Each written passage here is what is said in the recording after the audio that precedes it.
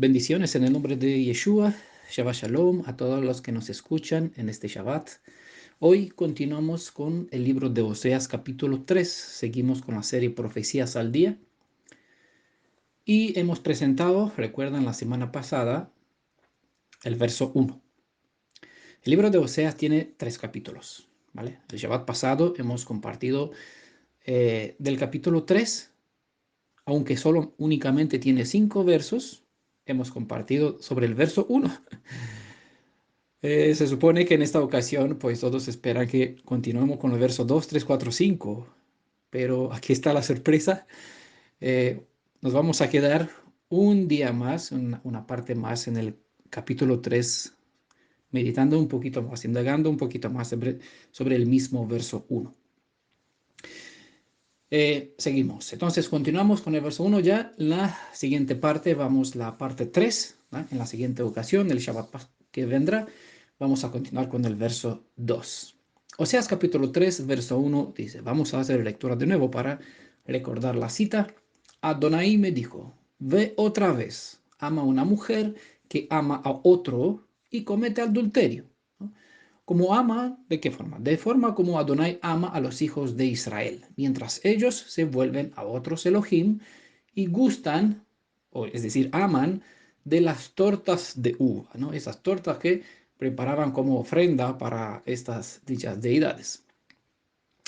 No olvidemos que la historia revelada sobre la vida de este profeta describe una realidad espiritual y por lo tanto lo que Gomer era para Osea era Israel para Elohim. Esto es la parte, un poquito más hemos compartido en la parte 1 de este capítulo 3 sobre el verso 1 y ahora sobre esto pues seguimos siempre edificando.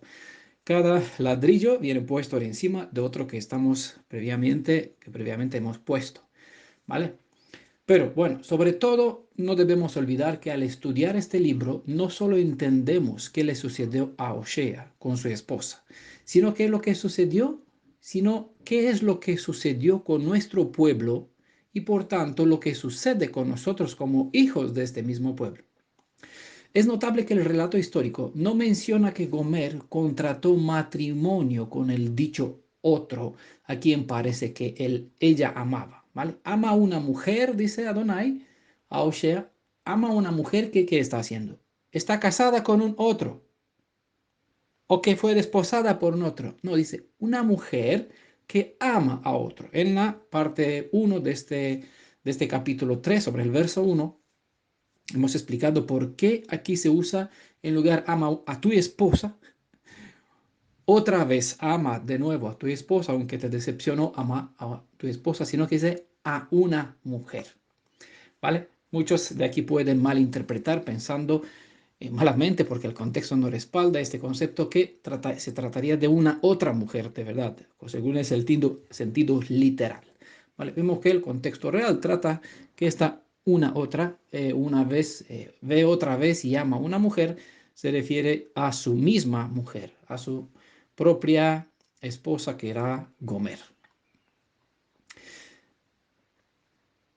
Por eso es notable este relato histórico, porque aquí no se menciona que Gomer contrató un matrimonio con el dicho otro, ¿vale?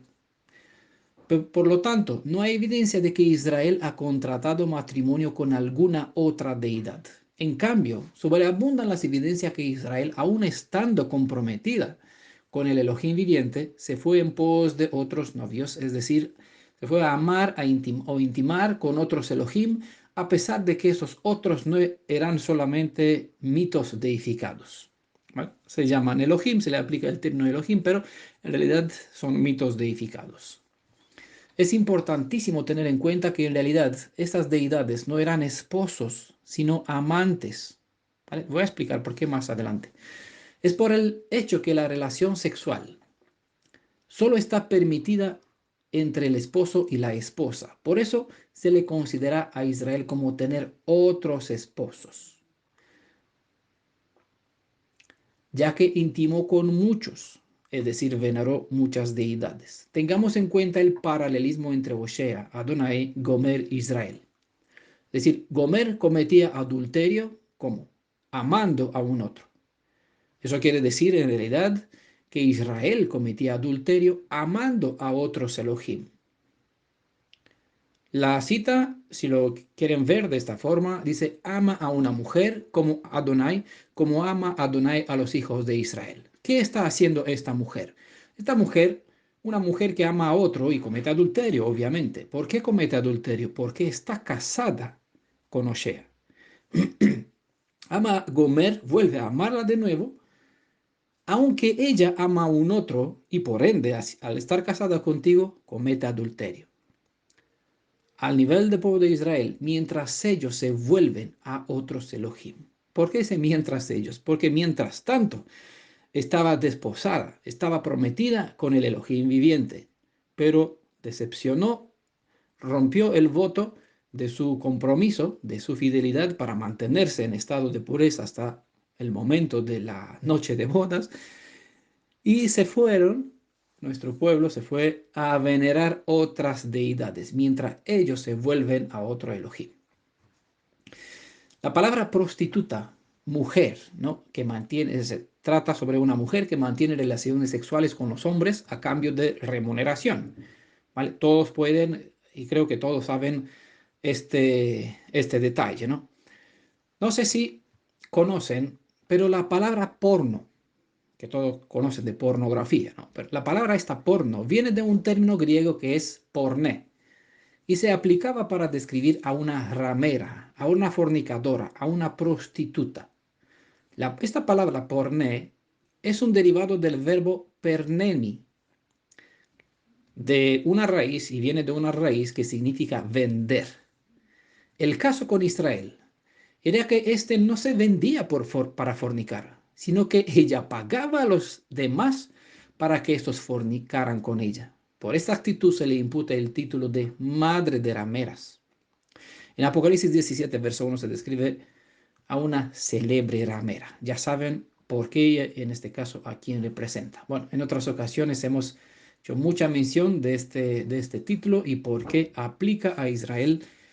Y si son buenos conocedores de las escrituras, de lo que Adonai, el mismo Elohim de Israel, cómo se dirige, describiendo a su pueblo, pues ya entienden por qué es llamada madre de rameras y por qué esta palabra es llamada así con esta palabra prostituta.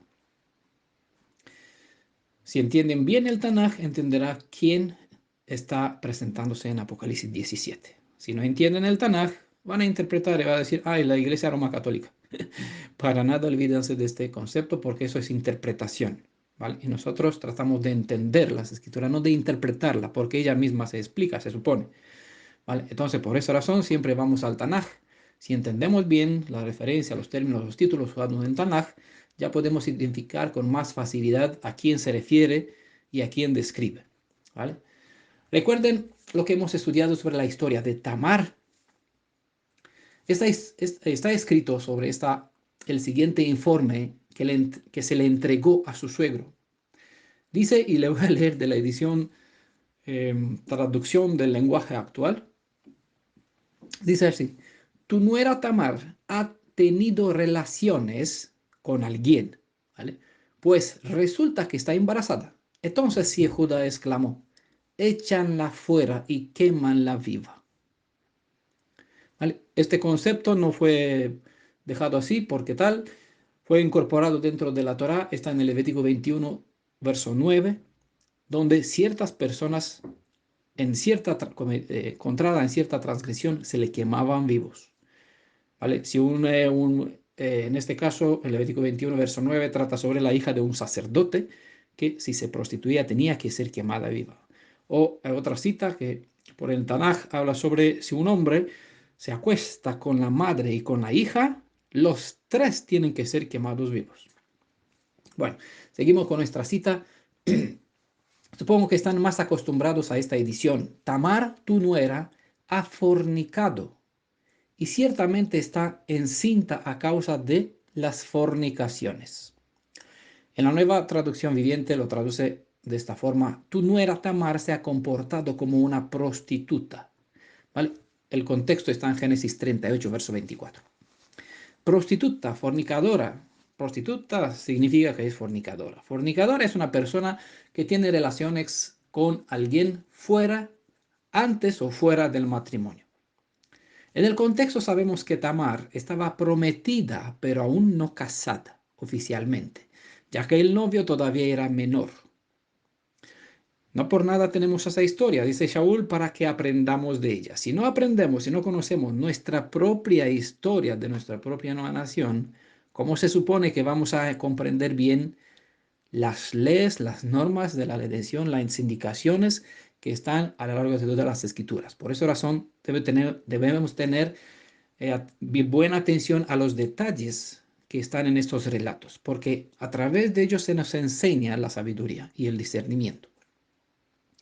El voto del noviazgo recibe un valor matrimonial, aunque durante el tiempo del compromiso las dos partes no tienen intimidad física, sino solo después de la noche de bodas.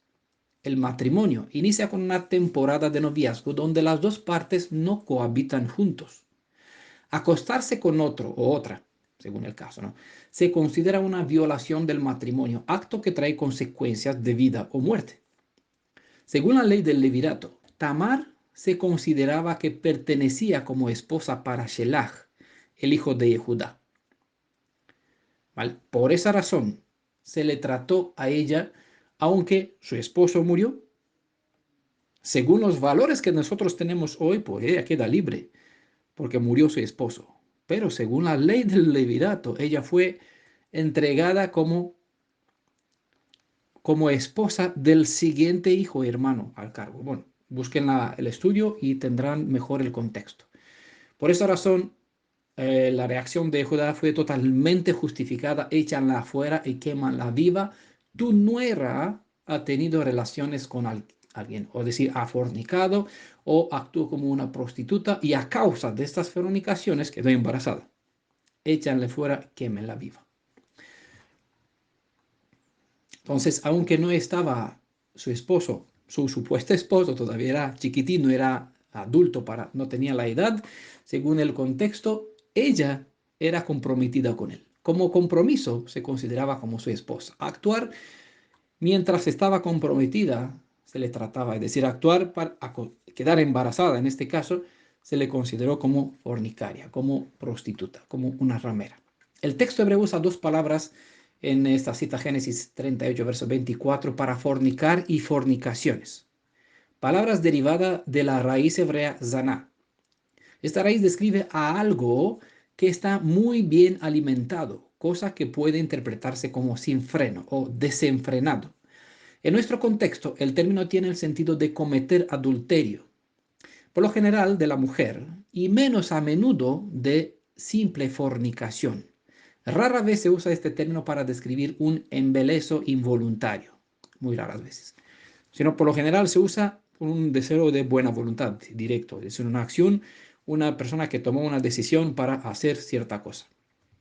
En el contexto espiritual, este término tiene el sentido figurado de cometer idolatría, debido al hecho de que Israel fue llamado esposa, aún siendo prometida, con el Elohim viviente.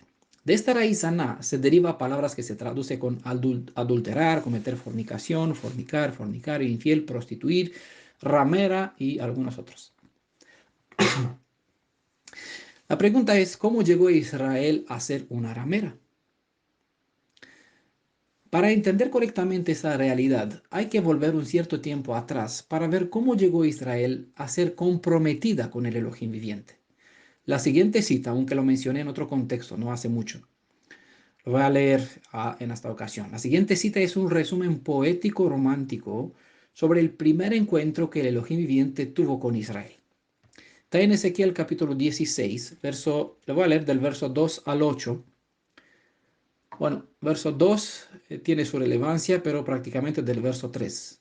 Dice, hijo de Adán, haz saber a Jerusalén sus abominaciones. Por eso decía, tiene su relevancia porque es una descripción.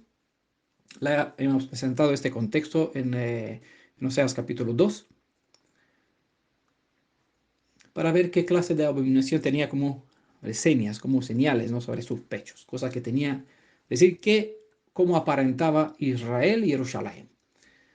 Para esta palabra abominaciones hay un término en hebreo que es toeva, actos repugnantes o idolátricos, ¿vale? Para que se entienda por qué Elohim usó esta comparación entre Gomer y Israel. Estando comprometida con Osea, ella se fue con otro. Israel, estando comprometido con Adonai, con Elohim de Israel, se fue a adorar, practicar actos repugnantes, es decir, idolátricos, abominaciones, para venerar deidades ajenas. Verso 3. Así dice Adonai a Jerusalén: por tu origen y tu nacimiento eres del país de Canaán. Tu padre era amorreo, hablando de Abraham, ¿no? Y tu madre hitita. Cuando naciste, el día en que viniste al mundo, no se te cortó el cordón, no se te lavó con agua para limpiarte, no se te frotó con sal, ni se te envolvió con pañales. Ningún ojo se apiadó de ti para brindarte alguno de estos menesteres por compasión a ti. Quedaste expuesta en pleno campo porque dabas repugnancia en el día en que viniste al mundo. ¿Por qué? Porque como está el término mestizo, ¿no? Que no son de dos getitas o dos amoreos, es una combinación de pueblos, entonces no es una raza pura, ¿vale? Daba repugnancias. Tú, yo pasé junto a ti, dice verso 6, y te vi agitándote en tu sangre, y te dije cuando estabas en tu sangre, vive. Verso 7, y te hice crecer como la hierba de los campos, ¿vale? Si entienden que eso se refiere a Jacob, que él se multiplicó cuando entró en la tierra de Egipto 70 y al salir muchos más, ¿vale? Esa es la línea que tiene que ver, a medida que están leyendo la historia, sabiendo de quién está hablando, pues traten de visualizar, ¿vale? La metáfora como si fuera una realidad. Y te hice crecer, hablando de Abraham, Isaac y Jacob, se multiplicó, llegó como las promesas, estrellas del firmamento del cielo, como la arena del mar, ¿no? Te hice crecer como la hierba de los campos. Metáforas, ¿no? Aquí hay que ver cómo creció la hierba. Si uno quiere profundizar más, pues aquí ve el da sol, el da lluvia, y aquí ver cómo prácticamente ocurrió en el estado, en la vida real del pueblo de Israel. Dice la cita a continuación: tú creciste, te desarrollaste y llegaste a la edad nubil. Traduce en esa edición. Se formaron tus senos, tu cabellera creció, pero estabas completamente desnuda. Ese es un pueblo que no tiene dominio, identidad, control, autonomía propia, ¿vale?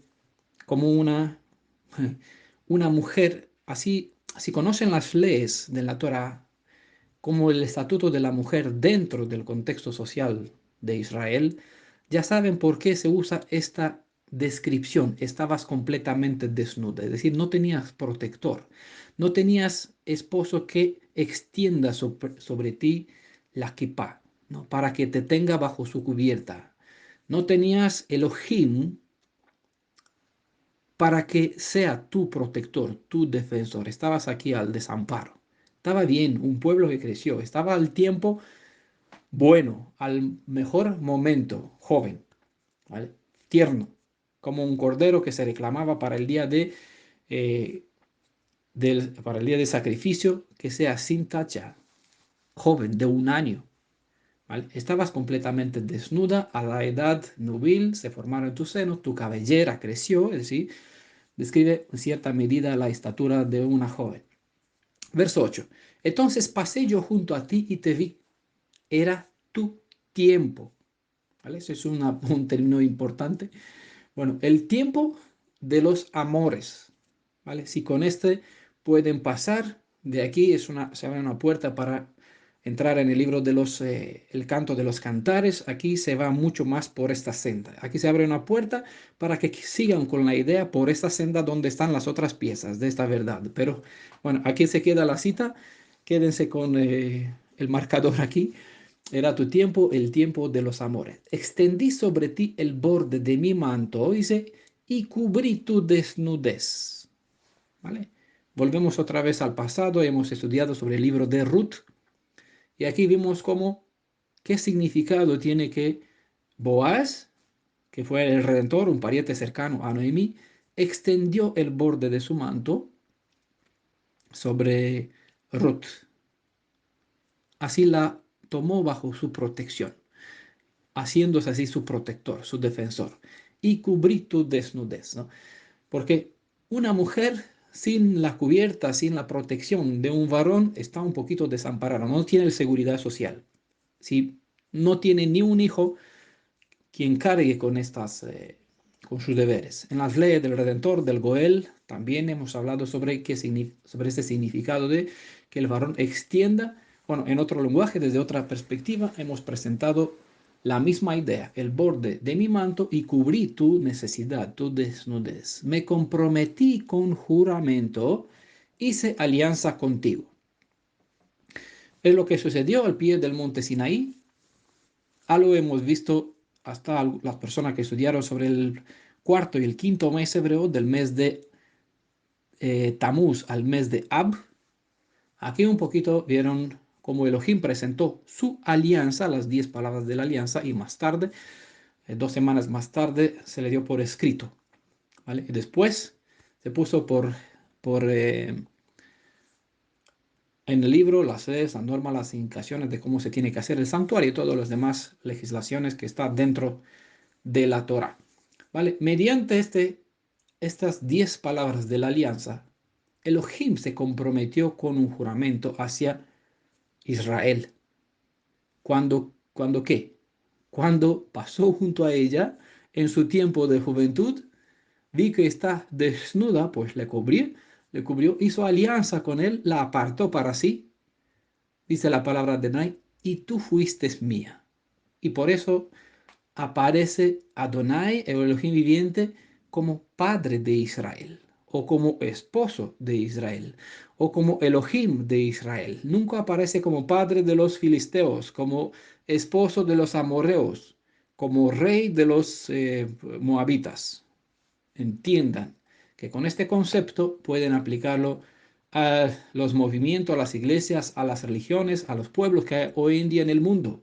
El cristiano puede citar la Biblia hebrea donde el Elohim de Israel dice para con su pueblo, o como cuando un hebreo israelita que está en alianza con Yeshua en buenas condiciones, en el cumplimiento de lo que expresa aquí el verso 8, dice, Padre mío. El cristiano puede citar eso y tomar esto y decir, Padre mío, no tiene validez en su caso porque no cumple con las instrucciones, forma parte de es un robo, un, un robo de identidad. Quiere hacer algo que no le corresponde, porque aquí la indicación es clara hacia quién y con quién se comprometió con juramento, con quién hizo alianza. Y sabemos que Elohim no es hombre, por ende no cambia de padecer, su fidelidad es para siempre y su ahabá, su amor, es estable, es firme. ¿Vale? A continuación se describe, a partir del verso 8, del verso 9 en adelante se describe los regalos con cual Adonai recubrió a su prometida, regalos que ésta consideró que recibió de parte de aquellas deidades con las que se había prostituido tiempo después, como vimos en el capítulo 2. ¿Vale? En capítulo 2 vimos qué es lo que hizo Israel. Pues dijo, no, mis amantes me dieron el vino, ¿no? El trigo y todas esas cosas. Entonces Elohim pues cesó con estas bendiciones para Israel, para que ella entienda que estas deidades con quienes se fue para amarlos, en realidad eran mitos deificados, no sirven. Vale, nosotros hemos visto, hemos aprendido parte de esa historia, pero aquí no hablamos de personas, individuos dentro de Israel, estamos hablando de la nación entera y de esa nación formamos parte, por eso hablamos del pueblo en general, aunque como individuos ahora estamos recuperando esos detalles y estamos lidiando con nuestra madre, ¿no? Para que vuelva como nación y reclamamos a Elohim para que él reciba de nuevo, que siga con su protocolo de restauración para que como pueblo vuelva en sus manos. Sabemos que la profecía declara bien claro que las dos varas del reinado, Israel y la casa de Judá, serán una de nuevo, una vez más en sus manos. Así que estamos pendientes del cumplimiento de esta profecía. Pero para entender mejor cómo es, quién es, cómo actúa, qué sentimiento el corazón para conocer a nuestro Elohim. Por eso estamos estudiando el pasado, ver estos detalles, aunque sabemos las profecías, que en la profecía vamos a estar perfectos, pero para que la profecía habla de Israel, nosotros somos hijos de este pueblo y tenemos que hacer lo que nos corresponde para formar parte de este pueblo. Por eso estudiamos para que nos situemos en la condición, ¿vale? Porque la promesa es clara, Israel será redimido, restaurado, resplandecerá como nunca. Según el lenguaje metafórico, bueno, Adonai hizo a Israel suyo cuando lo sacó de la tierra de Egipto.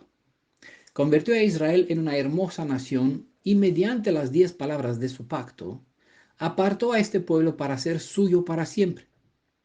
Así que aquí hay un lenguaje metafórico típico hebreo, donde aparece que Adonai, Elohim, desposó consigo a Israel como un varón a una mujer. Es una comparación para que nosotros entendamos lo que ocurre a nivel espiritual con el pueblo, ¿vale? Pero las escrituras nunca declaran que hubo alguna boda en el monte Sinaí o en algún tiempo hasta la fecha. Apenas en el libro de las revelaciones de Johanán se habla de que habrá las bodas del Cordero.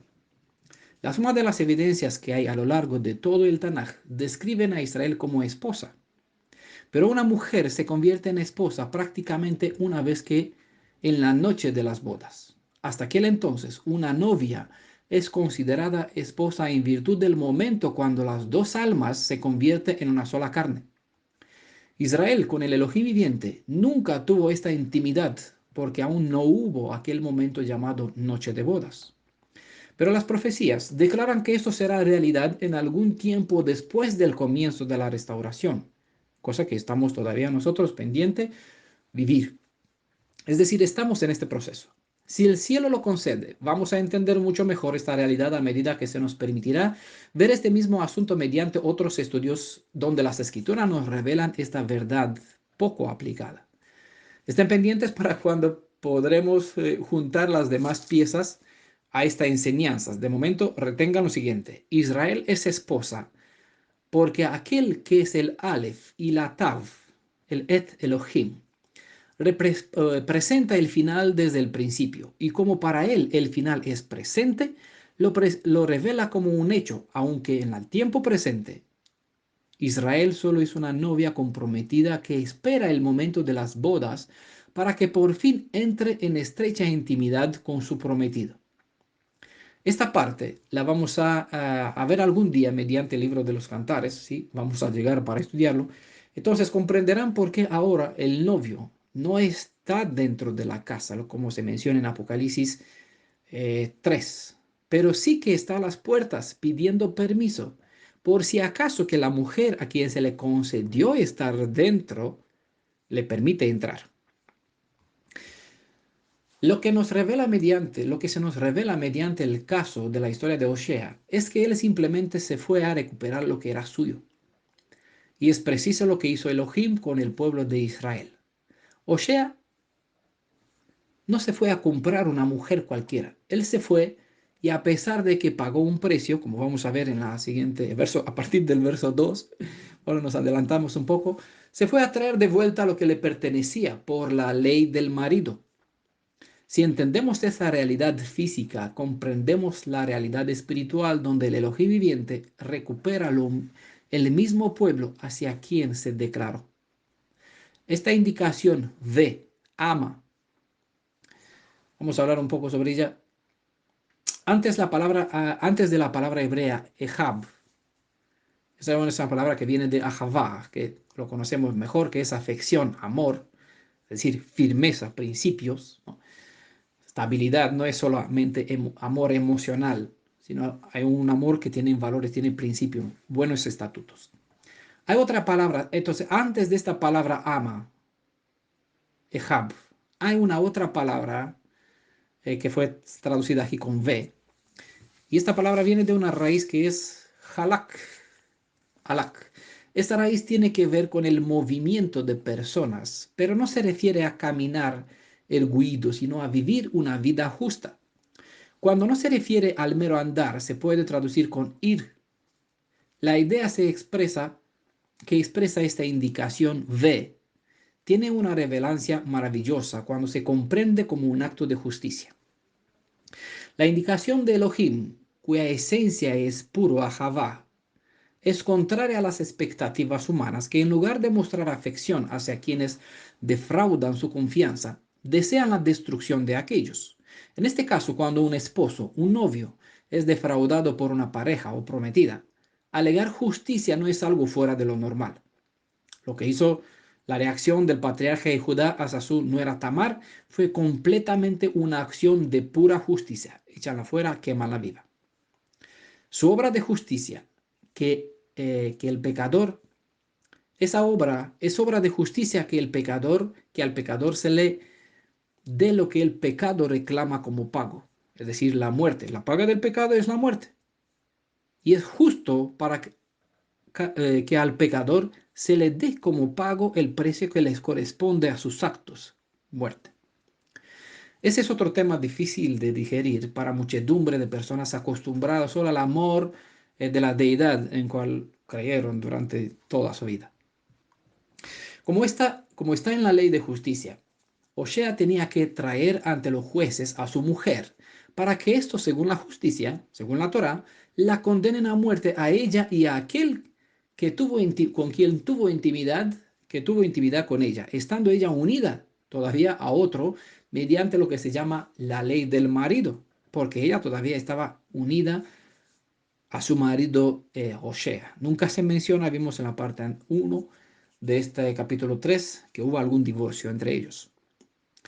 Pero esta es la maravilla de lo que es auténtico Ahavá de Elohim como un esposo que se dispone por motivo de principios, lo que expresan lo que se expresa a través de esta palabra Ahavá, por motivo de principio sobre el cual se apoya el genuino amor. En lugar de dar la muerte que corresponde a la actitud de su prometida, le está brindando una otra justicia. ¿Saben de qué estoy hablando? No están aquí delante para que vean las caras de ustedes. La justicia reclama la muerte del pecador, pero en lugar de darle esto, activa una otra realidad, una otra cara, una otra moneda de lo mismo que se llama justicia. En esta indicación, ve ama una mujer que ama a otro. Hay otro acto de justicia igual de poderoso como es justo el castigo con la muerte para el que transgrede las leyes. Les explico un poco sobre esto. De acuerdo con la ley de la Torá, si un hombre comete adulterio con la mujer de su prójimo, será muerte tanto el adultero como la adultera. Es lo que dice Levítico capítulo 20, verso 10, y también puede comprobar en Levítico capítulo 22, verso 22 al 24. Así tenemos dos testigos. Vean también la ley del celo que está en Números capítulo 5, verso 11 a 31. Hay un mismo detalle entre esas tres citas, tres testigos, ¿vale? Todo testimonio tiene que estar respaldado por eh, por dos o tres testigos. Pero hay un caso curioso que por lo general se pasa por alto cuando se debe aplicar la ley de la justicia. Cuando David se acostó con la mujer de su comandante de ejército, Urie, Elohim mandó al profeta Natán a reprenderle por sus acciones. David aceptó la reprensión, se responsabilizó y se arrepintió. Pueden ver la historia en el segundo libro de Samuel, en capítulo 11, que sigue hasta el capítulo 12. Pero, pero aunque fue perdonado por su acto, pagó un precio. Eso es un detalle. Entonces, aunque hay justicia de por medio, de modo que se sigue el principio por el pecado se debe pagar un precio, hay posibilidad de perdón para el culpable siempre y cuando se paga el precio requerido por el pecado. Según las enseñanzas del Mashiach, dar una carta de divorcio a una mujer no es una legislación del Altísimo, sino un permiso concedido. Lo que dice Mateo 5, verso 31 a 32, también en Mateo 19, verso 9. También se dijo, cualquiera que repudia a su mujer, que le dé carta de divorcio. Pero yo os digo que todo el que se divorcia de su mujer, y aquí hay una pauta, aquí hay una circunstancia, a no ser por causa de infidelidad, la hace cometer adulterio.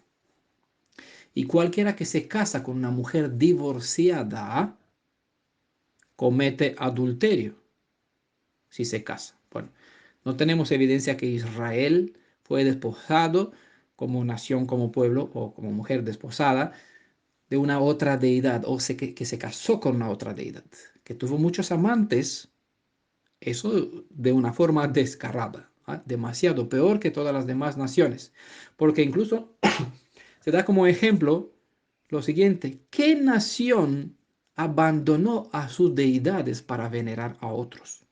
Por eso no hay término de comparación, es flipante y no por nada Elohim escogió un material difícil de trabajar.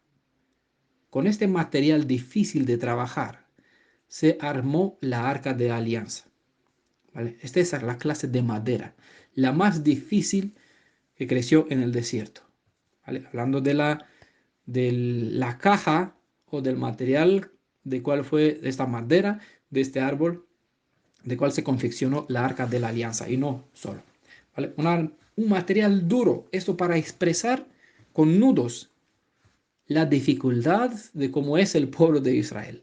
Así que no es un privilegio, porque es lo que, como vimos en el libro de Ezequiel, quien te miraba decía, pero wow, no merece, no es de la pena para darle atención, dejó aquí a morir.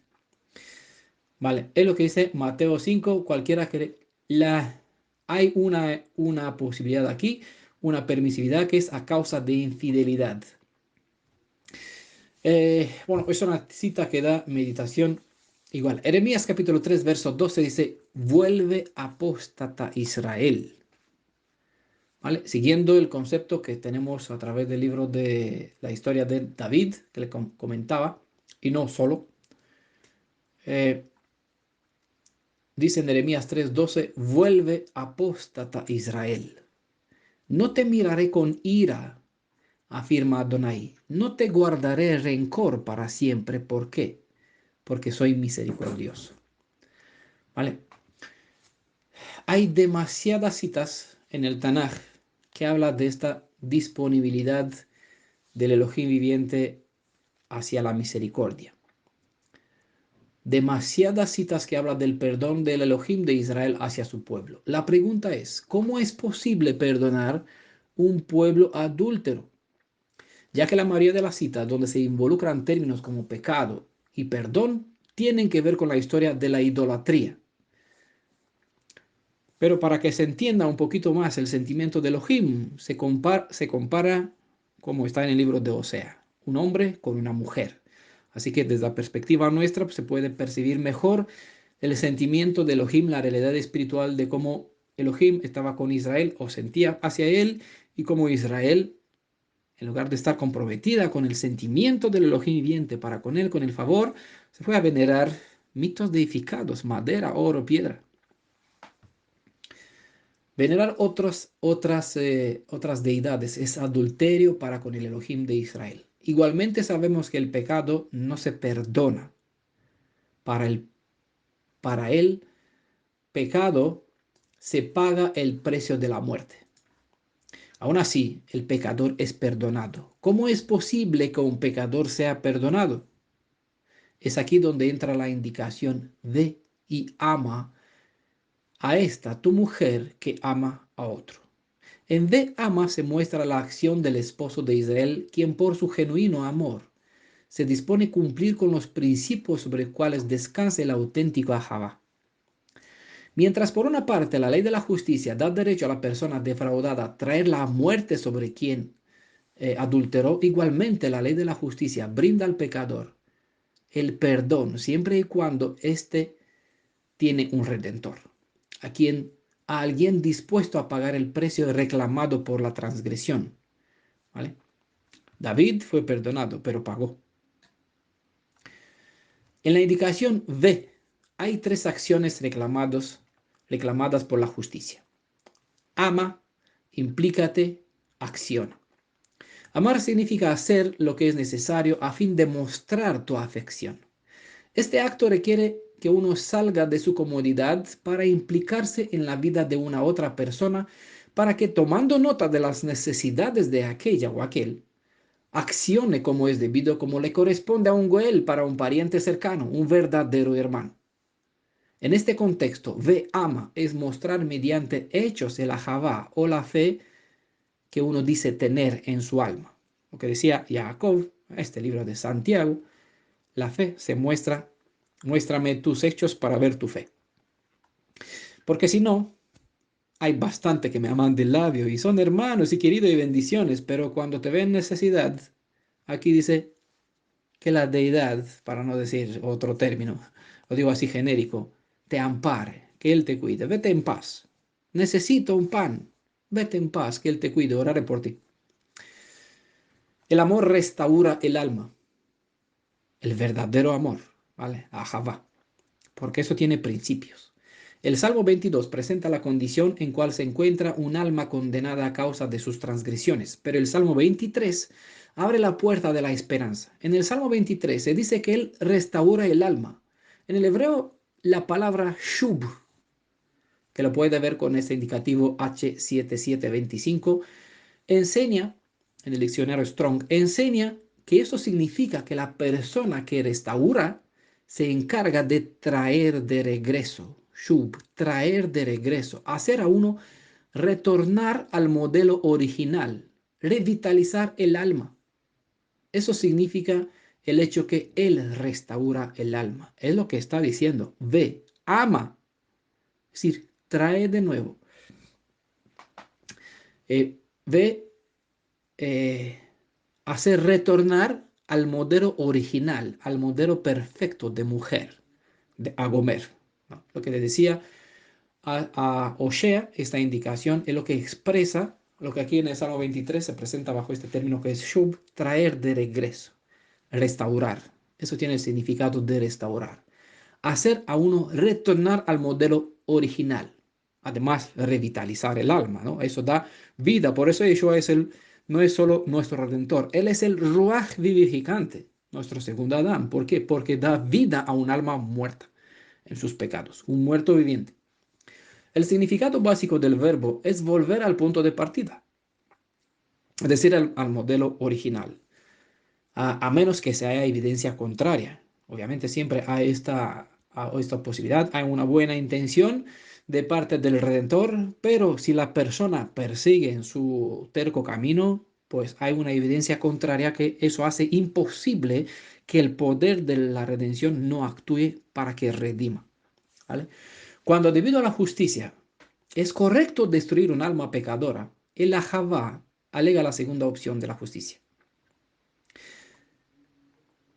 Por lo tanto, cuando la persona ya no tiene remedio para enderezar su destino y su condena es lo único que le queda, el Elohim Redentor dice, comencemos de nuevo. Es el derecho y la indicación que Adonai le dijo a través de Osea a su pueblo, símbolo de Gomer, ve, ama. Y como vamos a ver en el segundo verso, se fue a comprarla.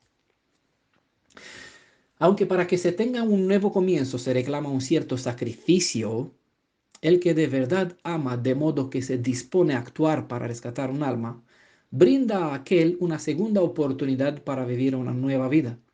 Esto un poquito lo vimos en el estudio que hicimos, está en audio, sobre el hecho que tenemos la oportunidad de cambiar el rumbo de nuestro destino, porque en Adán, nuestro padre, estamos destinados a destrucción. En Yeshua, que es nuestro segundo Adán, nuestro Padre espiritual, el Elohim Hay, el Elohim viviente, el Elohim de la vida, tenemos la oportunidad de pasar de muerte a vida. El que cree en mí pasó de muerte a vida, saltó incluso el juicio. ¿Por qué? Porque vimos en el libro de Zacarías, ¿no? Él es el Goel, Él es el defensor, Él es el abogado, paga el precio en nuestro lugar. Bueno, aquí se presenta a través de Osea como su modo de trabajar, de obrar, para fin de redimir, de recuperar lo que le pertenece por la ley del contrato matrimonial que hizo. Se comprometió y él es fiel, no como nosotros, no como Israel, no como nuestro pueblo. Recuerdan también lo que hemos estudiado, cómo fue restaurada la mujer ramera cananea, Rahab, Si una ramera se dispone a cambiar el rumbo de su vida, puede ser restaurada y su honor también, debido a su fe y a que obró de acuerdo con ella.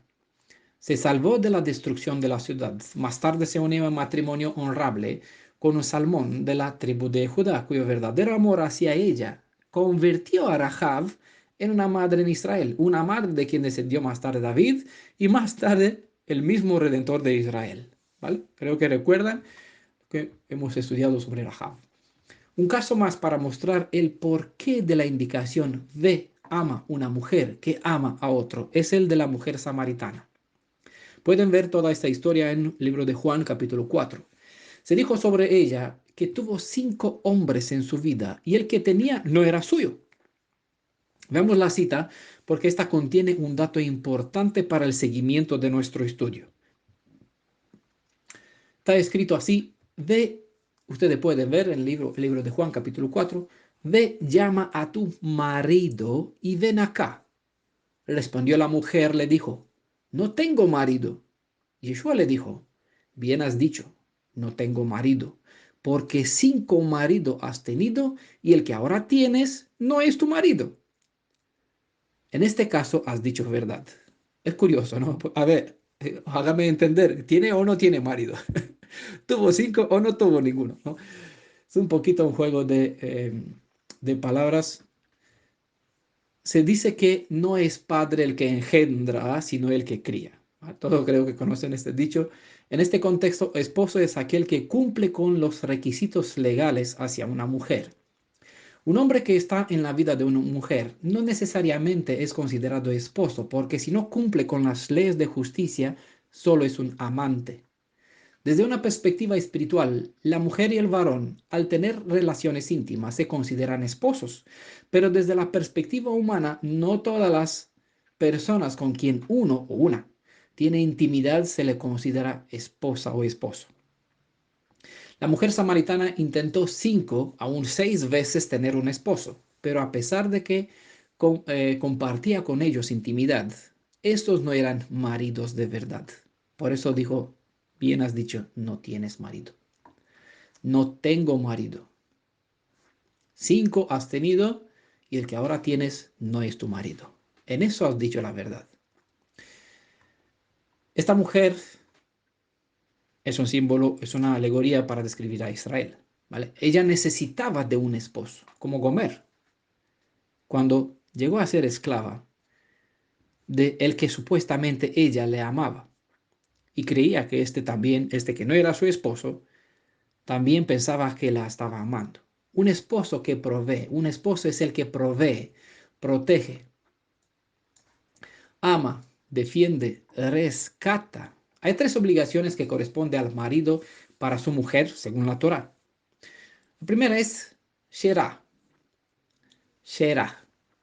Proveer, que eso significa proveerle alimento y el sustento para sus hijos. La segunda es Keshurah, que es proveerle abrigo y cobijo. Y la tercera es Onatah, que es no privarla del deber conyugal, tener esta intimidad. Pueden ver en el libro de Éxodo capítulo 21, verso 10, esta ley, esta indicación, esos 3 principios, obligación de parte de que tiene un varón para con hacia su novia, que se supone que va a ser su esposa. Y en los escritos apostólicos pueden leer en 1 Corintios capítulo 7, verso 3, y algo menciona eh, en 1 de Pedro capítulo 3, verso 7. En base a estas evidencias, es un error el concepto que muchedumbre tiene sobre Israel. No hay evidencia de que Israel, como Gomer, contrató un matrimonio alguno con alguna otra deidad de alguna otra nación. La idea de una unión matrimonial entre Israel y algún Elohim solo aparece en los contextos donde se habla solo del Elohim de Abraham, Isaac y Jacob y el pueblo descendiente de este último. Que Israel fue infiel y veneró otras deidades es igual verdadero como que Gomer amaba a otro hombre que no era Osher. Es verdad que Israel recibió carta de divorcio por sus adulterios, pero aunque siguió prostituyéndose, nunca habla de que contrató algún otro matrimonio con alguna otra deidad a quien se dedicó en adoración. Esta misma enseñanza trató de sacarla en evidencia nuestro instructor Yeshua al enfatizar la multitud de varones en la vida de aquella mujer samaritana. Deberían ser esposos, mas solo fueron 6 hombres en su vida. El número 5, maridos más uno, tiene su relevancia, pero no va al tema. ¿Vale? Quédense con la idea. Aquí siempre hay profundidades en lo que las escrituras enseñan entre sus dos partes, sea Tanaj o los escritos apostólicos. D. Ama. Revela la acción del Redentor para con su prometida, Israel. Si miramos el asunto a partir del monte Sinaí o para con su criatura, si lo miramos desde la perspectiva de la creación, se entiende mucho mejor el carácter, la acción del Redentor, cómo es amar de verdad, ir a amar a su pueblo o a su criatura. Voy a terminar el verso 1 con una mención más, la ley del marido. La ley del marido para la mujer que citó Shaul está en Romanos 7, verso 2. Condiciona a la esposa a mostrar 3 acciones hacia su esposa: fidelidad, obediencia y servicio. Él se sirvió de la ley sobre el matrimonio para transmitir una enseñanza. Que hay una ley de por medio, eso significa literalmente que el esposo tiene autoridad para enseñorearse de su mujer. Hay que tener cuidado con el uso y con lo que entienden, ¿vale? Porque no en todos los casos muchos mal aplican este término, esta ley, este principio, ¿vale? Siempre hay que verlo. Supongo que todo lo que escuchan, lo que comparto, lo entienden en el equilibrio, porque tratamos de compartir justicia, lo que es correcto, no sacar fuera ni malinterpretar ni abusar, ¿vale? Siempre tratamos de dar el valor a cada término y entenderlo de una forma coherente. En el capítulo 6, Shaul escogió el ejemplo de la muerte para enseñar que con la muerte se concluye con las obligaciones del esclavo, unido por la ley del pecado al pecado. En este otro caso, en el capítulo 7, el enfoque es el matrimonio. En el caso del Elohim Redentor de Israel, la ilustración se invierte porque la analogía de Shaul, la ilustración se invierte porque es el esposo el que muere para que la viuda puede volverse a casar. ¿Vale? La mujer está unida por la ley de su esposo mientras éste vive. Si el esposo muere, ella es libre a unirse a otro hombre. Si lo hace mientras él vive, ella será adúltera, como fue en el caso de Gomer. Gomer está aquí, la adúltera, porque se unió a otro mientras, sin que éste sea su esposo, por una parte, pero mientras su esposo todavía vivía. Por eso es adúltera.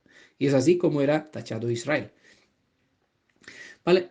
La ilustración se invierte porque es el esposo el que muere, en este caso, lo que presenta Shaul, para que la viuda pueda volverse a casar.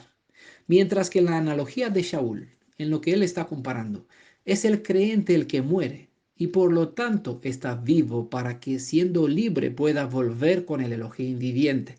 Por eso estamos hablando de la tevilá, de la eh, de la inmersión, del bautismo, y se compara con un símbolo de muerte y resurrección, siendo libre del poder del pecado, de la esclavitud del pecado que se está hablando en el capítulo anterior. ¿Vale? Es libre de la ley de su marido, que en el capítulo 6 se compara con el poder del amo que controla la voluntad de una persona, la mantiene como siervo, sin dominio, sin identidad, sin valor, como era este hombre que sujetaba a Gomer. Bueno, me adelanto en el verso 2, ¿va? Porque a ese se le pagó un precio para que pueda dejar libre a Gomer. Con la idea de que la mujer queda libre de la ley del marido cuando éste muere, significa ser inoperable, inutilizar o deshacerse de algo. Se puede traducir ha sido librada y continúa siendo librada de un poder que le mantiene sujeta a algo. Bueno, tengan en cuenta el principio que con la muerte física cesan las obligaciones hacia cualquier ley. Bueno, hermanos, hermanas, amigos, amigas, los que no nos escuchan, aquí vamos a dejar acabar con el verso 1. Siempre habrá más detalle que en otras ocasiones, pues vamos a volver. Siempre se comparte pieza por pieza porque las indicaciones de las escrituras es poquito aquí, poquito allá, estudiamos poquito aquí, poquito allá. Es nuestro deber recuperar todas estas piezas de puzzle para que a fin de todo podamos ver quién es Elohim, cómo es Elohim, quién es Israel, qué es lo que hizo, por qué estamos donde estamos. ¿Vale? Cuanto mejor entendemos en la luz de todas las enseñanzas, todo lo que vemos en las escrituras, mejor comprendemos o tenemos respuestas a estos interrogantes que para muchos son misterios, no saben quién somos, de dónde venimos, a dónde vamos. ¿Vale? Bueno, que todos tengan aquí en España ya bajo el sol, que tengan una feliz semana. Hasta la próxima ocasión, cuando vamos a seguir capítulo 3, libro de Osea capítulo 3, verso 2, a continuación, siguiendo la serie Profecías al Día. Shalom, bendiciones, Beshem Yeshua a todos.